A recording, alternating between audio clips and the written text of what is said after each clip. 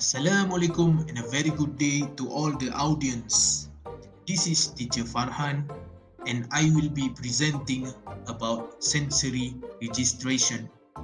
Before we proceed to sensory registration, we must firstly understand about sensory system. There is 7 sensory system that we can see here. The first one is visual, which gives the sense of sight. Auditory, which gives the sense of hearing. Olfactory, which gives the sense of smell.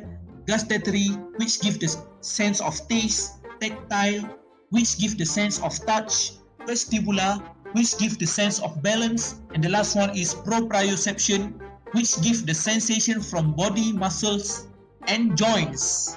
So, what is sensory registration? Sensory registration is the process which a person responds or attend to sensory input in their environment.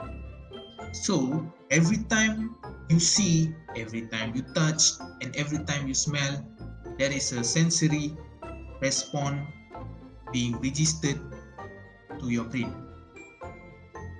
What is sensory registration problem? Sensory registration problem is a problem where a person fails to respond or appear to have delayed responses to sensory information. There is 2 types of sensory registration problem. The first one is hyporesponsivity and the next one is hyperresponsivity.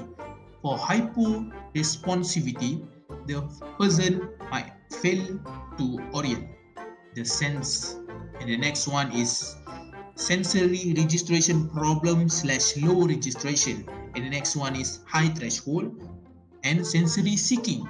And for hyperresponsivity, the person might over-orientation or over-orientate the sense. The next one is sensory defensivity / sensory sensitivity and low threshold and sensory avoiding. Let's go deeper for hyporesponsivity. For autism person, they usually have high tolerance for stimulation and derive pleasure from sensation. They also will develop sensory seeking behavior. So, what is sensation seeking behavior?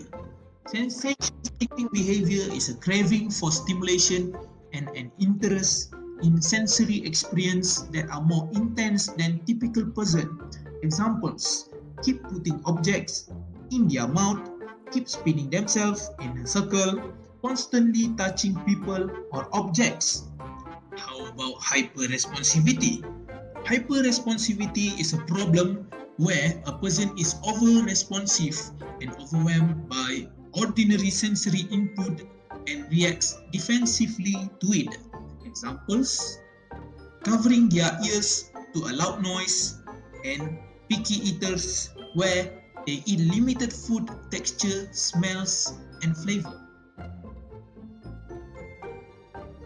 The first examples for hyperresponsivity is tactile defensiveness. Tactile defensiveness is the tendency to overreact to ordinary touch sensation. Example: sensitive to light touch, certain textures such as cloth, grass, or sand against bare skin. The second example is gravitational insecurity. Gravitational insecurity is over-responsiveness to vestibular sensations. The person may have insecurity to activities such as using escalator, stairs, elevators, or walking on uneven and unpredictable surfaces. In extra, there is 3 more hypersensitivity examples that I would like to highlight here. So the first one is sound over-responsiveness or hypersensitivity. The next one is odors, and the last one is taste. Sound over-responsiveness is a sensitivity towards sound. So the person that have this problem might cover their ears to a loud noise. Odors over responsiveness. Odors over responsiveness is sensitive to smell. So the person might avoid strongly smelled places such as toilet and dining hall. They usually eat limited food due to dislike of its smell. The last one is taste over responsiveness. Taste over responsiveness is sensitive to taste. The person usually refuses to eat strongly flavored food. They prefer to eat bland food. That's all from me. Thank you for watching.